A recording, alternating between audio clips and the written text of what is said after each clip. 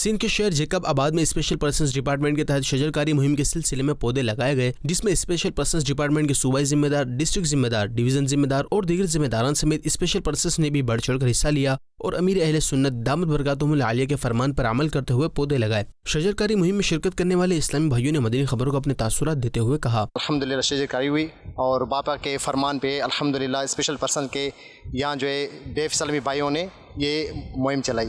اللہ تبارک و تعالیٰ کو دعا ہے تو اللہ تعالیٰ اساں کے دعوت اسلامی جی ان مہم میں حصہ وٹھنے کی توفیق عطا فرمائے۔ امیر سنت جو فیضان ہے جو الحمدللہ امیر سنت دامت برکاتہم العالیہ ماحولیات کے بہتر کرنے کے لیے درخت لگائن کی ترغیب ڈیارا رہا ہیں، انشاءاللہ عز و جل یہ اساں نعرو جاری رہندو۔ فرمان امیر سنت پر ہم شجرکاری کا آغاز کر رہے ہیں۔ الحمدللہ عز و جل ہمارا یہ موٹو ہے، ہمارا یہ نعرہ ہے کہ پودا لگانا ہے، درخت بنانا ہے۔ واضح رہے کہ دعوت اسلامی کے شعبے FGRF کے تحت 1 اگست سے ہی انشاءاللہ الکریم ملک گیر سطح پر شجرکاری مہم کا آغاز کر دیا جائے گا۔